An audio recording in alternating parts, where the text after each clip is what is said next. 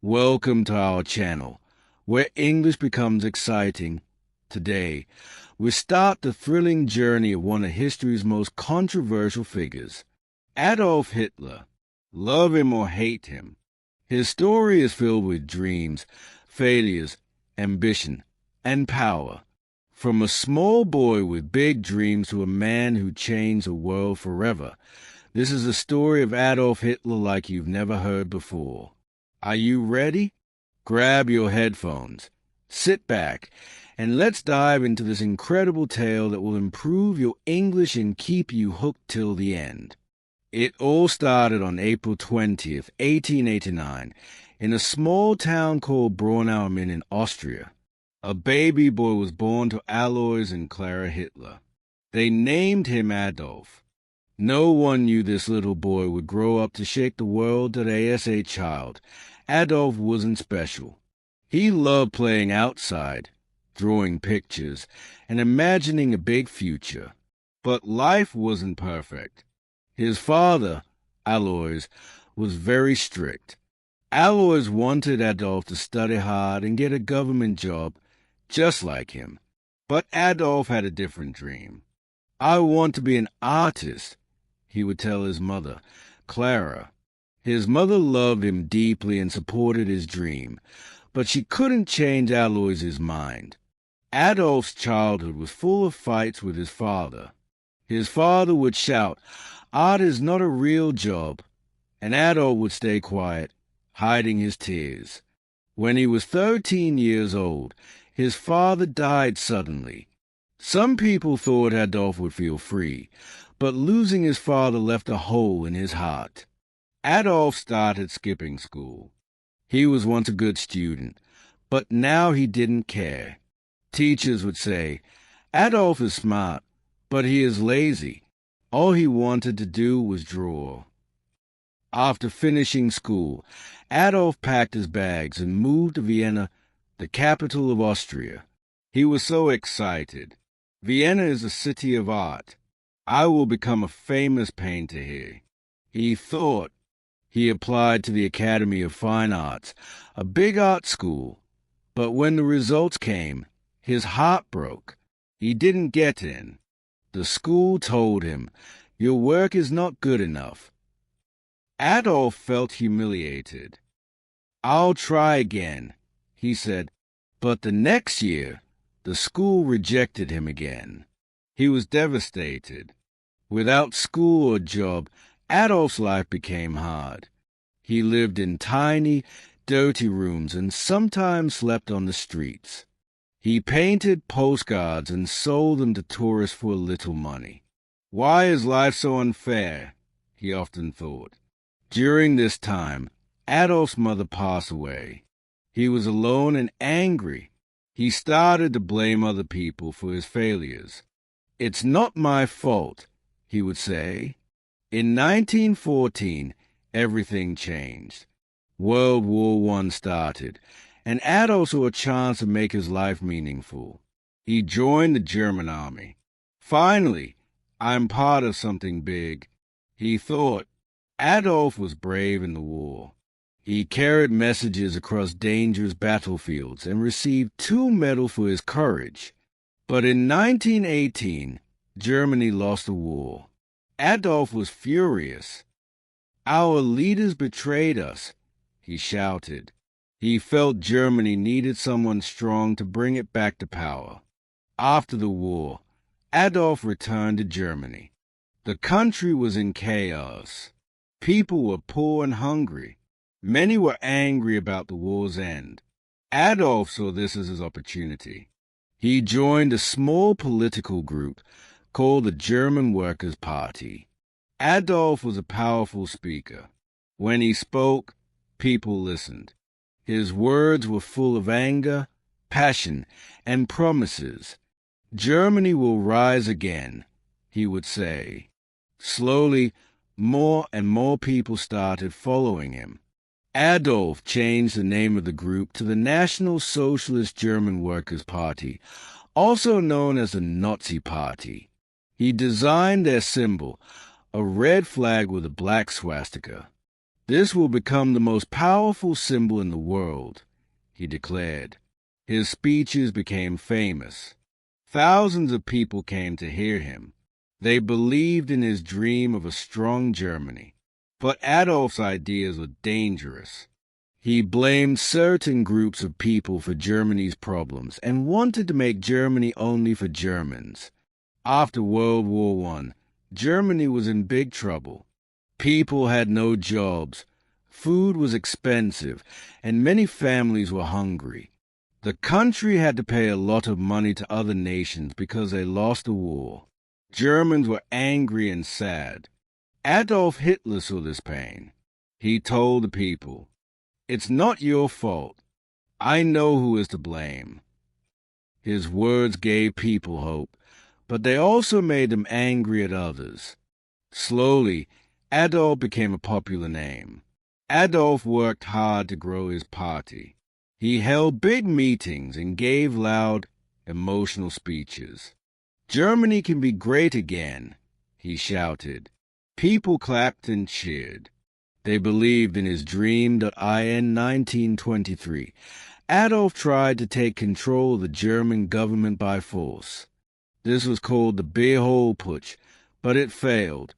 Adolf was arrested and sent to jail for 9 months. While in jail, Adolf wrote a book called Mein Kampf, which means My Struggle. In this book, he wrote about his ideas. He said Germany needed to become powerful and that certain groups of people were the enemy. The book became popular, and many Germans started to believe in his ideas. After getting out of jail, Adolf worked even harder. The Nazi Party became stronger. By 1933, Adolf Hitler was chosen as a Chancellor of Germany, the country's top leader. This was the start of a new chapter. Adolf promised jobs, a strong military, and a bright future. The people trusted him, but they didn't know what he was planning next. As Chancellor, Adolf made many changes. He built roads, factories, and schools. More people got jobs, and Germany started to look strong again. The people were happy. They said, "Hitler is a hero." But behind this success, Adolf had dangerous plans. He controlled newspapers, radios, and schools. People were told, "You can only believe in Adolf Hitler." Those who didn't agree with him were punished or sent to prison. Adolf created a strong army called the SS and a group of young boys called the Hitler Youth. They trained to fight and spread Nazi ideas everywhere in Germany. People saw the swastika flag. It became the symbol of Adolf's power. Adolf's speeches became even more powerful. He would say, "Germany is the best. We will rule the world." Crowds cheered and shouted, "Heil Hitler!" In 1939, Adolf made his boldest move. He ordered his army to invade Poland. This act started World War II. Adolf's dream was to take over all of Europe and make Germany the most powerful country in the world. At first, Adolf's army won many battles. They were strong and well-trained. But as the war went on, things started to go wrong. Adolf had made too many enemies. While the war was happening, Adolf was doing something terrible. He wanted to remove all Jewish people and others he thought didn't belong in his vision of Germany. This was called the Holocaust, one of the darkest chapters in human history. Millions of innocent people were killed in camps. By 1944, Germany started losing the war. Adolf's enemies, like the United States, the Soviet Union, and Britain, were too strong. Bombs fell on German cities, and the people who once called Adolf a hero began to lose hope. Adolf became paranoid. He trusted no one and spent most of his time hiding in his bunker. By 1945, Adolf Hitler's dreams of ruling the world were falling apart. His army, which once seemed unstoppable, was now losing battles everywhere. The Soviet Union, one of his biggest enemies, pushed the German army back from the east. At the same time, American and British soldiers attacked from the west. German cities were bombed day and night. Families lost their homes, and the people began to turn against Adolf. Why did we follow him? Many asked. But Adolf didn't give up. He sat in his bunker, giving orders to his generals. "We will not surrender," he shouted. But deep inside, even Adolf knew the war was lost. In early 1945, Adolf stayed in a bunker deep underground in Berlin. The bunker was cold and dark, but it was safe from bombs. Inside, Adolf spent his time planning. Though there was little hope left, he was not alone. His most loyal followers were with him, including his girlfriend, Eva Braun. Eva had been by his side for many years. Though Adolf kept their relationship private, she loved him even in his darkest days. Outside the bunker, the sound of gunfire grew louder every day. The Soviet army was getting closer to Berlin. "The end is near," whispered his advisers. Leaders from other countries begged Adolf to surrender.